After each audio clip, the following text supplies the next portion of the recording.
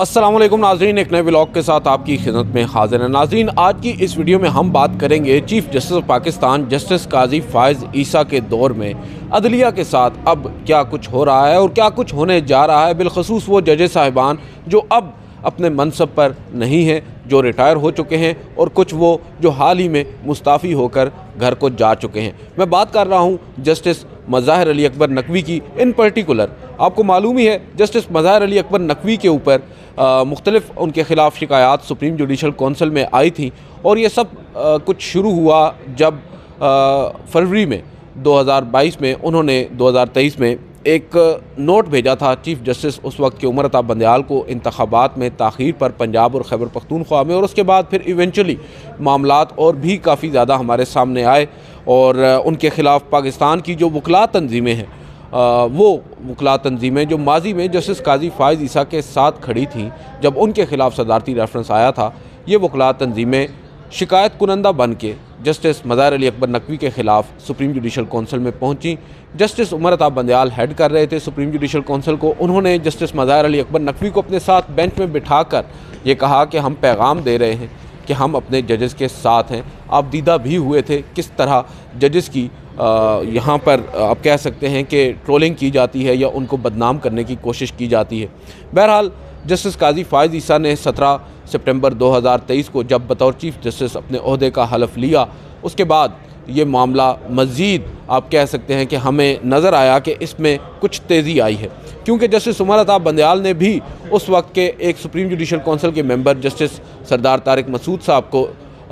ये तमाम तर फाइल्स भेज दी थी, शिकायत भेज दी थी उनके ओपिनियन के लिए, जो एक तरीक़ाकार है ज़ाब्ता इख़लाक़ में।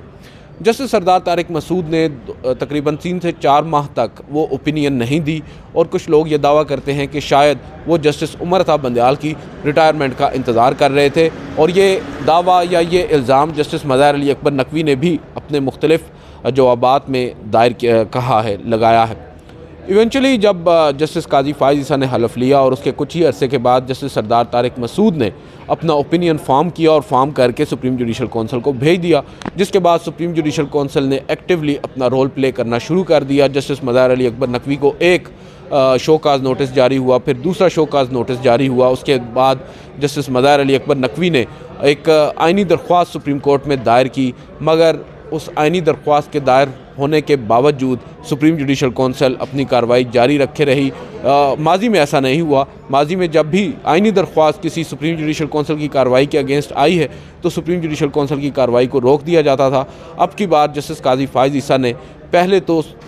जो आइनी दरख्वास्त थी उसको ही टेकअप नहीं किया, मगर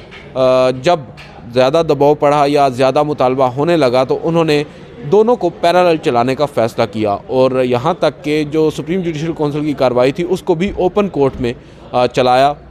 और जो एक लार्जर बेंच है उसको एक आम बेंच बनाया, बल्कि 3 रुकनी बेंच, जिसके सामने उनकी कॉन्स्टिट्यूशन पिटीशन लगाएगी। खैर, किस्सा मुख्तसर ये कि जस्टिस मज़ाहिर अली अकबर नकवी को शोकाज नोटिस भी जारी हुए, उन्होंने उनके जवाबात भी दिए, और जब शोकाज नोटिस जारी हो चुके और अदालत या सुप्रीम जुडिशल कौंसिल अब फ़ैसला सुनाने के करीब आन पहुंची थी, बज़ाहिर नज़र यही आ रहा था कि सुप्रीम जुडिशल कौंसिल ने भी शायद कुछ तय कर लिया है, माइंड बना लिया है, माइंड मेकअप कर लिया है। उससे एक दिन कबल जस्टिस मज़ाहिर अली अकबर नकवी ने अपना इस्तीफ़ा दे दिया, और बहुत से लोग ये कहने लगे कि शायद अब उनकी जान बख्शी हो जाएगी, क्योंकि जब एक शख्स, एक जज रिटायर हो जाता है तो उसके ख़िलाफ़ फिर सुप्रीम जुडिशल कौंसिल आइन के आर्टिकल 209 के तहत प्रोसीड नहीं कर सकती। और इसके आप कह सकते हैं कि सपोर्ट में एक जजमेंट रिसेंटली गुज़िश्ता साल 2023 में जस्टिस मुनीब अख्तर ने तहरीर की, और उस जजमेंट में उन्होंने ये असूल तय कर दिया कि रिटायर्ड जज या मुस्ताफ़ी हो जाने वाले जजेस साहिबान या साबका जजेस साहिबान के ख़िलाफ़ सुप्रीम जुडिशल कौंसिल में कार्रवाई नहीं हो सकती आर्टिकल 209 के तहत। लिहाजा, और ये बात हमारे सामने तब आई जब सुप्रीम जुडिशल कौंसिल का इजलास हुआ जस्टिस मज़ाहिर अली अकबर नकवी के इस्तीफ़े के बाद। उस रोज़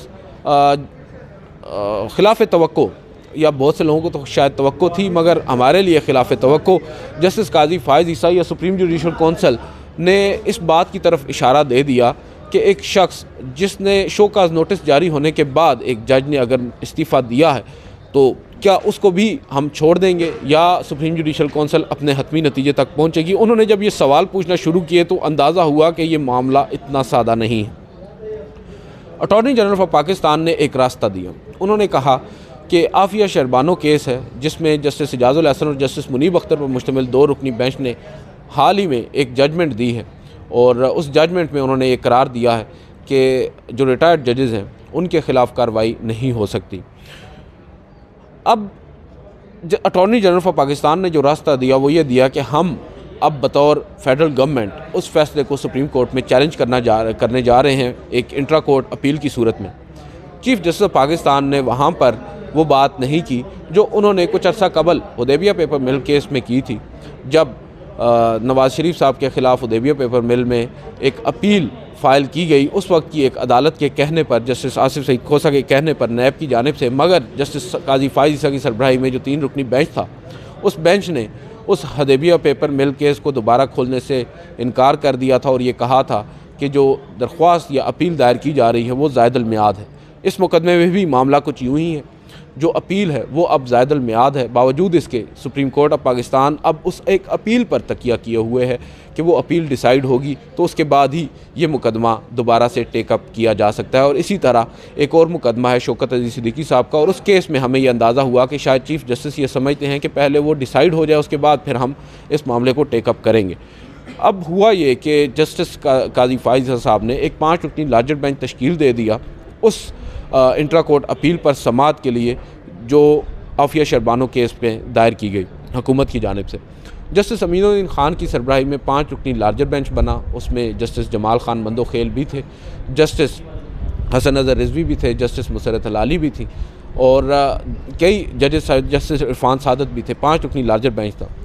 उस बेंच के सामने पहले तो अटॉर्नी जनरल ऑफ पाकिस्तान पेश हुए। बेंच ने पूछा कि आप ये अपील अब दायर कर रहे हैं, पहले तो आप बताएं आपका लोकल स्टैंड आया क्या है, आप तो इस केस में पार्टी ही नहीं थे। बहरहाल उन्होंने अपने आर्ग्यूमेंट्स दिए और दूसरी जानिब जो मेन पिटिशनर थे उस केस में उन्होंने भी अपनी इंट्रा कोर्ट अपील फ़ाइल की और उन्होंने जो उज़र पेश किया वो ये है कि हमें पता ही नहीं था कि तफसीली फ़ैसला आ गया है, फ़ैसला आ चुका है वेबसाइट पर। अगर फ़ैसले का पता होता तो हम उसी वक्त अपील दायर कर देते। हमें तो उस वक्त पता चला 9 जनवरी को, जब अटॉर्नी जनरल ने कमरा अदालत में ये कहा कि उस केस पर फ़ैसला आ चुका है। बहरहाल अब हुआ ये कि सुप्रीम कोर्ट ऑफ पाकिस्तान ने लिमिटेशंस के ऊपर, यानी उसके काबिल समाअत होने की हद तक, उन अपीलों की, इंट्रा कोर्ट अपीलों की काबिल समाअत होने की हद तक नोटिस जारी कर दिए हैं और उन नोटिस पर अब आइंदा समाअत होगी और उस समाअत में ये मालूम होगा कि क्या ये मुकदमा मज़ीद आगे चलेगा या नहीं चलेगा। और जो आफिया शरबानो वाला फ़ैसला है जिसमें 209 के तहत, आर्टिकल 209 के तहत जजेस साहिबान के ख़िलाफ़ कार्रवाई नहीं हो सकती, क्या वो फ़ैसला बरकरार रहेगा या फिर इंट्रा कोर्ट अपील में सुप्रीम कोर्ट का ये 5 रुकनी लार्जर बेंच उस फैसले को सेट असाइड कर देता है। बज़ाहिर तो नज़र यही आ रहा है कि जस्टिस मज़ाहिर अली अकबर नकवी हों या कई और जजेस साहिबान, क्योंकि ये जो मेन केस है आफिया शरबानो वाला, ये केस आया तो जस्टिस मियाँ साकिब निसार के अगेंस्ट था। जो शिकायत थी वो उस वक्त कुछ 98 आप कह सकते हैं कि सिविल सोसाइटी के लोग थे, नामी गिरामी शख्सियात थी, जिनमें फ़रतुल्लाह बाबर समेत कई, बुशरा गोहर और कई ऐसे लोग जो पॉलिटिशियंस भी हैं और सिविल सोसाइटी के एक्टिविस्ट भी हैं, उन्होंने दस्तखत किए थे। और उन्होंने जस्टिस साकिब निसार के, जब वो चीफ़ जस्टिस थे उस वक्त ही उनकी मौजूदगी में ये शिकायत सुप्रीम जुडिशल कौंसिल में दायर की थी और उसमें ये मौक़िफ़ अपनाया था कि उनके कई ऐसे फ़ैसले हैं जो मुनासिब नहीं है। बेसिकली उन्होंने उनके कंडक्ट पर सवाल उठाया था बतौर जज के, और वो जो मुख्तलिफ़ मौक़ों पर मुख्तलिफ़ केसेस पर असरअंदाज होने की कोशिश करते थे और उनका जो कंडक्ट था एक्स्ट्रा जुडिशल उसको कहा जाता है, उसकी बुनियाद पर उन्होंने जस्टिस साकिब निसार साहब का रिमूवल सॉर्ट किया था सुप्रीम जुडिशल कौंसिल से। जो कंप्लेनेंट हैं उनके मुताबिक जस्टिस साकिब निसार साहब की मौजूदगी में उनकी उस कंप्लेंट को टेकअप ही नहीं किया। बाद में एक उनको नोटिस मिला और उस नोटिस में कहा गया कि आप अपनी दरख्वास्त को विड्रॉ करें क्योंकि अब गैर मौसर हो चुकी है, क्योंकि जस्टिस साकिब निसार साहब रिटायर हो गए हैं। और बाद में ये मामला फिर एक आप कह सकते हैं कि दरख्वास्त की सूरत में सुप्रीम कोर्ट में आया। सुप्रीम कोर्ट में जब ये आया तो उसके ऊपर एतराज़ात लगा दिए गए रजिस्ट्रार ऑफिस की जानिब से। जब एतराज़ात लगे तो जस्टिस उमर अता बंदयाल साहब ने उन एतराज़ात के ख़िलाफ़ जो अपील थी जिसको चैम्बर में फ़ाइल किया गया था उसको ओपन कोर्ट में समाअत के लिए मुकर्रर कर दिया और ये 2 रुकनी बेंच तश्कील दिया गया था जस्टिस इजाज़ुल हसन और जस्टिस मुनीब अख्तर पर मुश्तमिल। उस 2 रुकनी बेंच ने कुछ आर्ग्यूमेंट सुने और आर्ग्यूमेंट सुनने के बाद अपना फ़ैसला महफूज कर लिया। फ़ैसला महफूज करने के बाद कुछ अरसे के बाद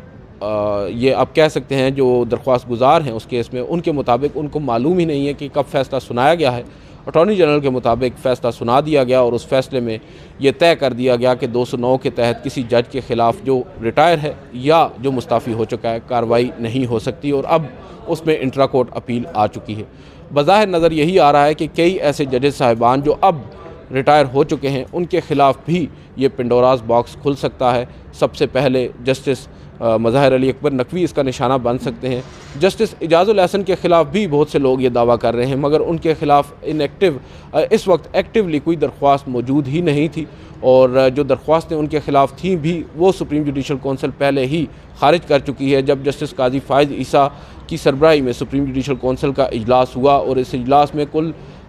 20 शिकायत ऐसी हैं जो मुख्तलिफ़ जजेस साहिबान के ख़िलाफ़ थीं, उनको खारिज कर दिया गया था और उनके ऊपर कोई ग्राउंड्स उनके पास दस्तयाब नहीं थे जो शिकायत कुनंदा थे और उस पर काफ़ी ज़्यादा जिस तरह जैसे सरदार तारिक मसूद हैं उनके ख़िलाफ़ भी एक शिकायत थी। उल्टा शिकायत कुनंदा को काफ़ी सख्ती का सामना करना पड़ा था सुप्रीम जुडिशल कौंसिल की जानिब से। अब ये नज़र आ रहा है कि कई जजेस साहिबान जो हैं जो माजी में हम देखते हैं कि जस्टिस मियाँ साकिब निसार साहब के कैंप में थे, उनके ख़िलाफ़ घेरा तंग हो रहा है और ये बहुत से लोगों का दावा भी है और इसमें मज़ीद भी मामलात सख्त हो सकते हैं। दूसरी जानिब हम देख रहे हैं कि आज जस्टिस काजी फ़ाइज़ ईसा की सरबराही में जो हमारी अदालत उज़्मा है उसकी तरजीहात क्या हैं। अव्वल तो वो माजी में जो फ़ैसले सुप्रीम कोर्ट ऑफ पाकिस्तान करती रही है, हम देख रहे हैं कि आज पहली दफ़ा अदालती तारीख़ में कमरा अदालत में बैठ कर एक जज माजी के जजेस साहिबान पर तनकीद कर रहा है उसके फ़ैसलों की बुनियाद पर, और ये अब एक रिवायत बनती जा रही है। एक नहीं, दो नहीं, कई ऐसे मुकदमा आप कह सकते हैं इंस्टेंसेस हुए हैं जहाँ पर हमने देखा है चीफ़ जस्टिस कभी जस्टिस इफ्तिखार मोहम्मद चौधरी के फ़ैसलों पर तनकीद करते हैं, कभी मियाँ साकिब निसार के फ़ैसलों पर, और कभी जस्टिस उमर अताब बंदयाल साहब के कंडक्ट के या उनके दौर में किस तरह मुकदमात को दबाए रखा गया, किस तरह मुकदमात को क्यों कर टेकअप नहीं किया गया। 4-4 साल तक रिव्यू पिटीशंस फैज़ाबाद धरना केस की क्यों कर समाअत के लिए मुकर्रर नहीं हुई। कासम सूरी साहब के केस के अंदर भी उन्होंने इसी तरह की ऑब्जर्वेशंस दी। तो बज़ाहिर नज़र यही आ रहा है कि जो कुछ माजी में होता रहा है अब वही कुछ दोबारा हो रहा है, चेहरे बदल गए हैं। दूसरी जानिब बदकिस्मती के साथ इस वक्त जस्टिस काजी फ़ाइज़ ईसा साहब का जो सबसे बड़ा सपोर्ट सिस्टम है वो जिनको अक्सर हम कहते हैं कि वो वॉच डॉग का काम करते हैं अदलिया में, हमारे वकलात तंजीमें, चाहे वो पाकिस्तान बार कौंसल हो, सुप्रीम कोर्ट बार एसोसिएशन हो, अब की बार चीफ़ जस्टिस ऑफ पाकिस्तान को सबसे ज़्यादा सपोर्ट भी इन वकलात तंजीमों की जानिब से मिल रही है। हाल ही में जस्टिस काजी फ़ाइज़ ईसा की सरबराही में एक 3 रुकनी बेंच ने एक ऐसा फ़ैसला दिया है जिसको अब तारीख़ में ये कहा जा रहा है कि मुतनाज़ा फ़ैसला के तौर पर ही देखा जाएगा, और वो फ़ैसला है पाकिस्तान तहरीक इंसाफ से बल्ले का निशान छिन जाने का। और उस फैसले पर ऑब्वियसली काफ़ी ज़्यादा तनकीद हुई चीफ़ जस्टिस पर। ना तनकीद सिर्फ पब्लिक की जानिब से की गई, सोशल एक्टिविस्ट की जानिब से की गई, बल्कि वर्किंग जर्नलिस्ट की जानिब से भी की गई, और इवन कोर्ट रिपोर्टर्स ने भी उस पर काफ़ी सख्त बातें कहीं। और उस तनकीद को शायद चीफ़ जस्टिस ऑफ पाकिस्तान जो हैं वो बर्दाश्त नहीं कर सके और उन्होंने उस पर अपना इजहार नाराज़ी ज़ाहिर किया, और उस इजहार नाराज़ी को जो शायद उन्होंने इजहार किया है या नहीं, बहरहाल उसको भांपते हुए हमारी वकलात तंजीमें हरकत में आईं और उन्होंने एक प्रेस कॉन्फ्रेंस जड़ दी, और उस प्रेस कॉन्फ्रेंस में उन्होंने मुतालबा कर दिया कि अब इन सहाफ़ियों की भी इनके ऊपर आप एक तहकीकात करें, GIT बनाएं। और उस मुतालबे के बाद हमने देखा कि बाज़ाब्ता तौर पर हमारी जो निगरान हुकूमत है जिसका काम है इंतखाबात करवाना, वो अब सहाफ़ियों की स्क्रूटनी कर रही है, और GIT उसने तश्कील दे दी है, और उस GIT ने अब अपना काम भी काफ़ी तेज़ी से शुरू कर दिया। और ये सब कुछ हम देख रहे हैं कि इंतखाबात से पहले काफ़ी जल्दी में हो रहा है, और नोटिस मौसूल हुए हैं कई जर्नलिस्ट को, और कई जो सोशल एक्टिविस्ट हैं उनको ये नोटिस मौसूल हुए हैं, और उन नोटिस के ऊपर अब काफ़ी ज़्यादा तनकीद भी हो रही है।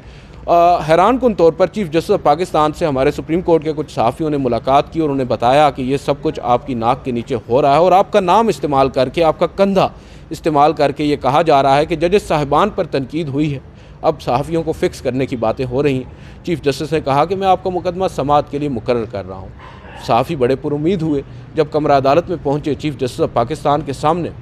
और वहाँ पर जो चीफ़ जस्टिस ऑफ पाकिस्तान का रवैया था वो अलग बात है कि हमारे सहाफ़ी भी बग़ैर तैयारी के गए। उन्होंने एक आप कह सकते हैं कि पेपर भी फ़ाइल नहीं किया जिसमें कोई चीज़ सामने हो, आया हो कि असल में हुआ क्या है, कोई मुद्दा बयान नहीं किया। उसको अगर आप एक साइड पर रख दें, हमने जो कंडक्ट देखा है चीफ़ जस्टिस का और जो ऑब्जर्वेशंस उनकी जानिब से हमने देखी है, ना सिर्फ चीफ़ जस्टिस बल्कि जस्टिस मोहम्मद अली मज़हर और जस्टिस मुसरत हलाली की जानिब से जो ऑब्जर्वेशन सामने आई हैं, उससे अब अंदाज़ा हो रहा है और बहुत सी चीज़ें सामने आ रही हैं, समझ में आ रही हैं कि दरअसल ये सब कुछ हो क्या रहा है। बार बार इसरार किया गया, प्रेयर की गई और इस्तदा की गई चीफ़ जस्टिस से, जज वकला जो सहाफ़ी हजरात हैं उनकी जानिब से कि जो नोटिस हैं उनको वापस लिया जाए, जो JIT है उसकी कंपोजिशन या उसकी जो कॉन्स्टिट्यूशन है उसके ऊपर भी सवाल पूछा जाए, मगर चीफ़ जस्टिस ऑफ पाकिस्तान ने वो सब कुछ नहीं किया। हाँ, एक बात हमने देखी है कि उन्होंने अब इलेक्शंस तक, और ये भी मतीउल्लाह जान है हमारे सीनियर जर्नलिस्ट, उन्होंने अदालत के सामने एक फ़ैक्ट बयान किया कि ये सब कुछ हो रहा है इंतखाबात से पहले, ये टाइम बड़ा इंपॉर्टेंट है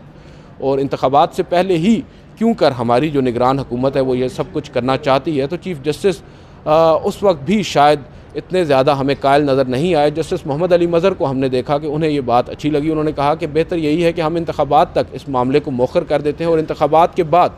जो नोटिस का मामला है इसको दोबारा से समाअत के लिए मुकर्रर कर दिया जाए। और फिर